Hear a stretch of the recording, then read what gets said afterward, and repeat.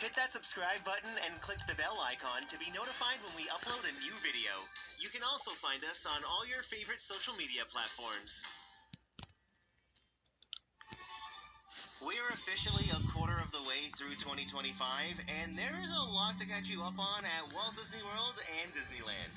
From exciting details revealed for upcoming new rides, opening dates, Disneyland's 70th anniversary, the new nighttime parade at Magic Kingdom, construction updates, new ride refurbishments, and more, there is a lot to discuss. So sit back as we count down 10 new attractions, updates, and changes at the Disney theme parks. Number 10. Over at Disney California Adventure, ground has already been broken on the Adventures Campus expansion. On Google Earth, you can see where they've already cleared the land, and eventually, this will be home to 2 brand new rides. The first is Avengers Infinity Defense, which is the new e-ticket attraction. Now, what we already know about the ride is that it's going to take us into the multiverse. We're going to team up with the Avengers to take on King Thanos and his army. We'll work together to protect many iconic locations like Asgard, Wakanda, and even New York City. All of these new animations were shared at South by Southwest, and we can confirm that this will in fact be the same ride system used for the Peter Pan ride in Tokyo. This 3D attraction will use large-scale physical sets and integrate it with immersive media. In the latest episode of We Call It Imagineering on YouTube, Disney shared a small peek into some of the scale mock-ups that Imagineers are using to test the tech. It gives you an idea of how the ride vehicle will interact with the sets and the screens. They even shared this shot, which appears to be the moment we enter into the multiverse. I feel like in terms of the ride experience, this will follow closely to the tone and feel of Transformers at Universal. Now, there has been no official opening timeline for Avengers Infinity Defense, but Disney has also shared more details on the second ride in the expansion. Number 9. Next to Avengers Infinity Defense is Stark Flight Lab, and at South by Southwest, Disney released the full animation of the ride experience. Now, usually Disney tries to conceal the technology that creates the magic for their rides and attractions, but here they are totally celebrating it. Stark Flight Lab is where Tony Stark and the other Avengers invent, develop, and test the technology they need to protect our world. Riders will sit in these 2-person pods, which Disney is calling the Gyrokinetic Pod, and they'll begin their journey. In the latest episode of We Call It Imagineering, Disney shared a peek into the actual ride system being used, which essentially is 2 separate ride systems. The first uses linear synchronous motors, which allow the ride vehicle to move around the track. Once they're deployed to the test station, a robotic arm then grabs the pod and lifts it off the chassis. Then it's time for the simulated flight mission. To achieve this, we brought in some dancers and choreographers into our studio to help us imagine how this kind of line of robots could come to life. Essentially, these 12 KUKA arms will perform this synchronized robotic dance, whirling you around from side to side and upside down. Based on these tests, the experience appears to be pretty intense, and it's just something different and unique. It's a great example of how to create a thrilling supplementary ride that's not your typical off-the-shelf flat ride. Plus, it looks pretty cool. I think Stark Flight Lab will complement the ride lineup in Avengers Campus really well, don't you think? Now, in order to facilitate construction on both the new attractions, Disney will have to close the Avengers Assemble stunt show. The new buildings for the expansion will be connected to Avengers headquarters, so April 5th will be the very last day to experience the Avengers Assemble stunt show. Number 8. We know that Muppet Courtyard is being transformed into a mini Monsters Inc. land. This piece of concept art gives you an idea of what the land is going to look like. Muppet Vision 3D will be replaced with a new theater show. There's a Harryhausen's restaurant replacing Mama Melrose, and the back of the land will be home to the infamous door coaster. One of the best parts of the film was that huge door warehouse, and this new coaster will take us right in there. The door coaster will be the first suspended roller coaster in any Disney theme park, and it's gonna be exactly like the movie. This model that was on display at D23 gives us an idea of the layout, but at South by Southwest, Disney released an animation of the loading station. So we're gonna load on ground level, and then just like the film, our door is lifted up into the warehouse. It appears this is gonna be a dual loading station, and then each station will be able to load 2 separate trains. So for the entire time you're in here, you'll just be seeing tracks rise, then lower. The kinetics in here are gonna be wild, and then once you're up, you'll just fly through the warehouse like Mike, Sully, and Boo. From everything we've seen so far, the ride seems like it's gonna be very promising. Honestly, Hollywood Studios needs another family coaster to balance out demand on Slinky Dog Dash, and this door coaster will be just that. Now, there are no opening timelines yet for any of Monstropolis, but these are the closing dates to mark down for Muppet Courtyard.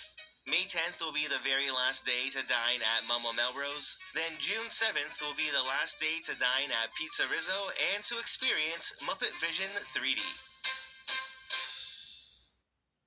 Number 7. One of the more controversial changes coming to Walt Disney World is the removal of Rivers of America for a new Cars Rally Race attraction. Well, recently Disney shared more of a sneak peek into the development of this new ride. Imagineering worked with a motocross company to build a custom dirt track to help come up with a combination of elements for the attraction.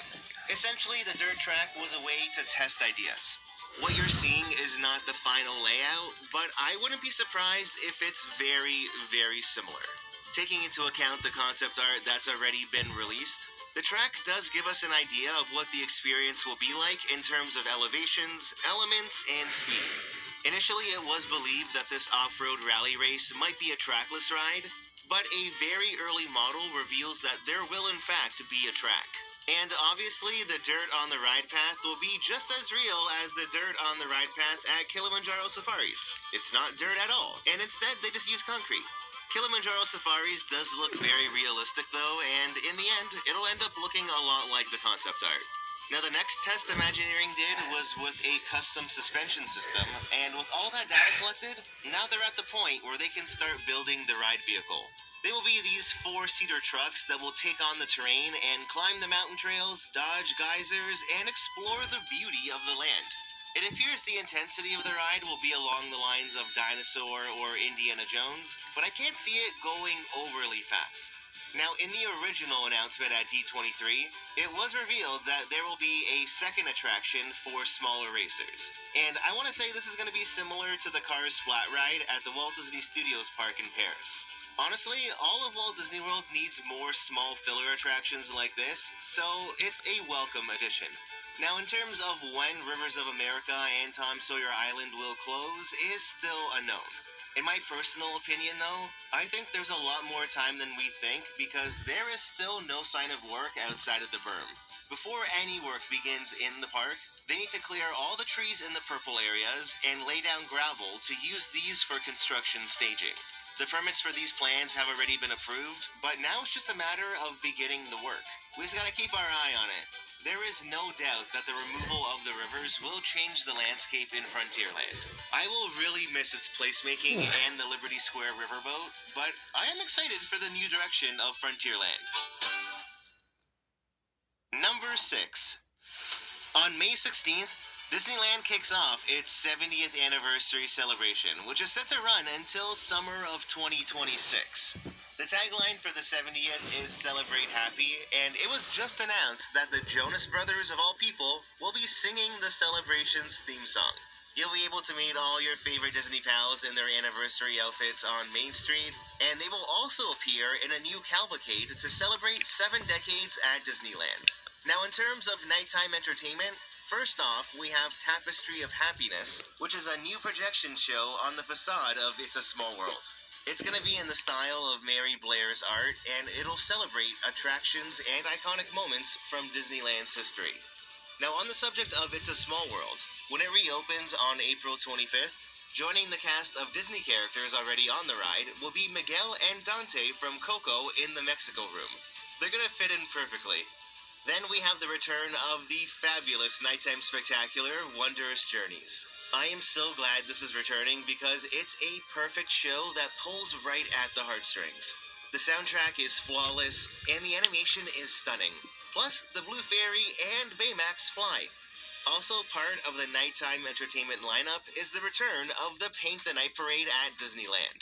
More than 1,000,000 lights will bring dozens of Disney characters to life in this high-energy parade. This also includes the return of the Frozen float, which was not in the parade while it was at DCA. And speaking of Disney California Adventure, let's head across the Esplanade. For the 70th anniversary celebration, we have the return of Better Together, a Pixar Pals celebration parade, which originally made its debut during Pixar Fest last year. The High Energy Parade features a catchy theme song with almost 36 Pixar characters making their way down the parade route in 8 different floats. I really enjoyed this parade last year, and it featured a lot of rare characters. Now at Toy Story Mania, 70th anniversary targets will be added to the ride. Then during the evening, a new rendition of World of Color will debut called World of Color Happiness. The show will be hosted by Joy and the other emotions from Inside Out, as it explores happiness through a kaleidoscope of emotions. It's going to feature moments from Tangled, A Goofy Movie, Turning Red, The Lion King, and many more. As you can see, there will be no shortage of entertainment for Disneyland's 70th anniversary. And all of this kicks off on May 16th. Number 5. Originally, May 16th was also supposed to mark the opening of Walt Disney A Magical Life in the Main Street Opera House, but the opening has been delayed. Walt Disney A Magical Life is now set to open on July 17th to coincide with Disneyland's actual 70th anniversary date. Walt Disney A Magical Life will be a cinematic presentation of Walt Disney's journey, and it's going to feature the first ever audio animatronic of Walt Disney. This will be the most lifelike human animatronic Disney has created, and it was confirmed that all of Walt's dialogue will be taken from archived audio recordings. After the initial run, Walt Disney A Magical Life will run in rotation with Great Moments with Mr. Lincoln. Now, in addition to the new show, 2 brand new exhibits will also be housed in the Main Street Opera House. First is a gallery experience featuring the evolution of Walt Disney's dream of Disneyland through images, art, and artifacts. Then the second one follows the story and history of audio animatronic technology. On display, we'll be able to find animatronics and tech from the days of Walt, leading to the advancement of where animatronic technology is today. As someone who's really interested in audio animatronics, I cannot wait to see what pieces they have on display. Additionally, on top of all this, It's a Small World will also be seeing another change to celebrate Disneyland's 70th anniversary. Last year, for the attraction's 60th anniversary, the late Richard Sherman wrote a new verse for the song. It was actually the last Disney project Richard worked on before his passing. So on July 17th, this new verse will make its debut on the ride. You can hear the new verse in a Disney short called The Last Verse, which will also be shown in the Main Street Opera House. Number 4. There is some big news for Buzz Lightyear's Space Ranger spin at Magic Kingdom. Now, if you've been on the ride recently, you'd know it's been feeling a bit tired, and that's all about to change. This classic Tomorrowland ride is about to get its first major upgrade. So here's what you can expect. First up, there's a brand new character joining the mission. Here at the beginning of the ride, the Astro Accelerator will be replaced by a new animatronic named Buddy. He's an original character who will act as target practice to help your laser blaster aim and to give you a quick check before you're off to defeat Emperor Zurg. But that's not all. The ride vehicles are also getting a huge makeover. They're all going to have a fresh design inspired by Buzz and Star Command with new video monitors showing your real-time score. Plus, say goodbye to those stationary laser blasters and hello to new handheld blasters equipped with a laser effect to help you aim better. We're going to have so much more control now. Plus, all the static Z targets are being upgraded and will be interactive. The new tech allows them to light up when hit, adding even more excitement to the mission. The fact that Buzz is getting all these updates means that the ride is definitely sticking around for a bit longer. I honestly wouldn't be surprised to see the queue freshened up as well, and I really hope they rebuild the Buzz Lightyear animatronic. His outer shell has been looking very rough over the last few years, and this is the perfect time to freshen him up. Buzz Lightyear's Space Ranger spin is set to close at an unannounced date this August, and it won't reopen until 2026. Number 3. We finally have opening dates for the two shows coming to Disney's Hollywood Studios. Mark your calendars for May 27th because the park will be welcoming Disney Villains Unfairly Ever After at Sunset Showcase and The Little Mermaid, a musical adventure at the Animation Courtyard Theater. In Disney Villains Unfairly Ever After, the Magic Mirror is the star of this immersive musical stage show. We're going to be transported into his mysterious reflective realm as he needs our help to figure out which villain has been treated the most unfairly. Cruella de Vil, Captain Hook, and Maleficent will take center stage and plead their case. Plus, dozens of other Disney villains will also make appearances. Disney Live Entertainment shared this video of them setting up the new stage, which looks exactly like the concept art.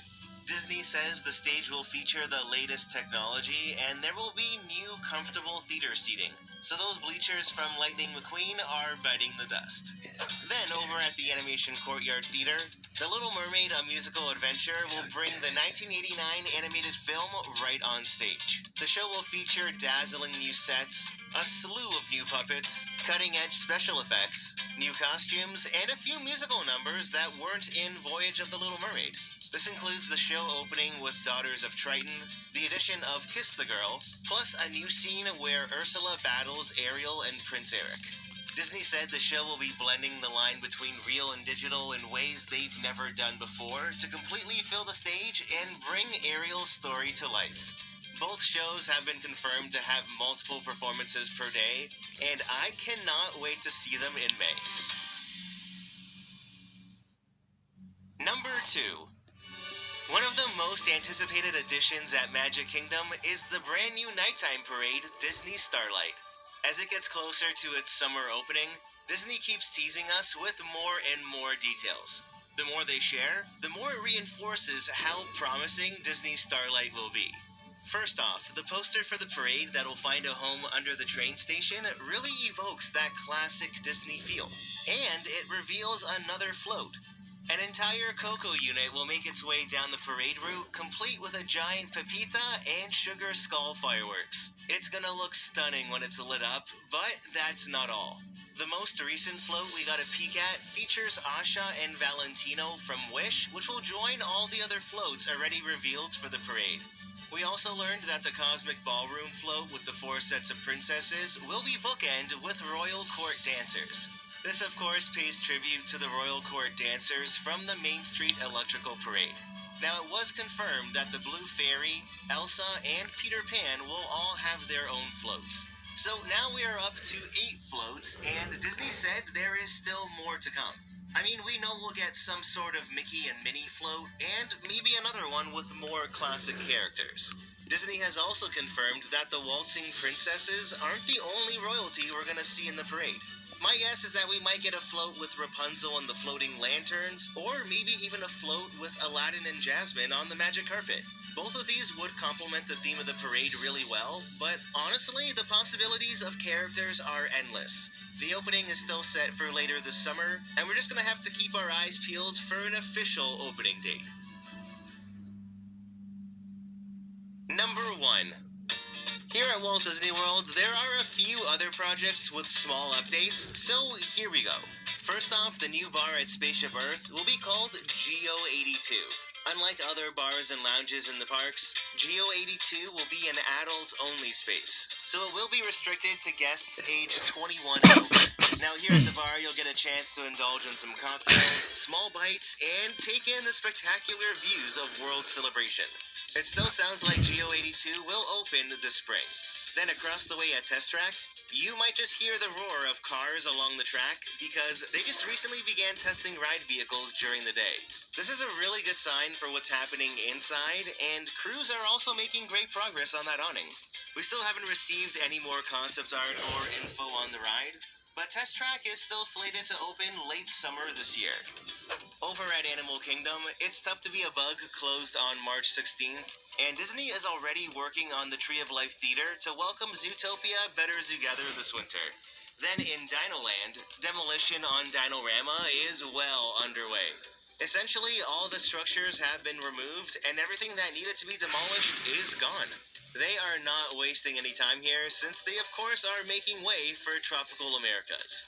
Now, in terms of Dinoland's extinction, it was confirmed by Disney that we can now expect Dinosaur, the Boneyard, and Restaurantosaurus to all remain open for 2025, and the entire land will close in 2026. Lastly, over at Magic Kingdom, they are making very good progress on Big Thunder Mountain. Now, the ride is closed until 2026 as they install brand new track and add additional enhancements to the coaster. There is a lot of active work going on here, and from the Liberty Bell and the train, you can see all the new track that's already been installed. Once that's complete, the next step would be to install the wood trusses, but overall, they are making really great progress so far. So, there you have it. Those are all the updates for Walt Disney World and Disneyland. Now, what are you looking forward to the most? I'd love to know. Leave a comment down below to start a conversation, and don't forget to hit that like button if you enjoyed the video.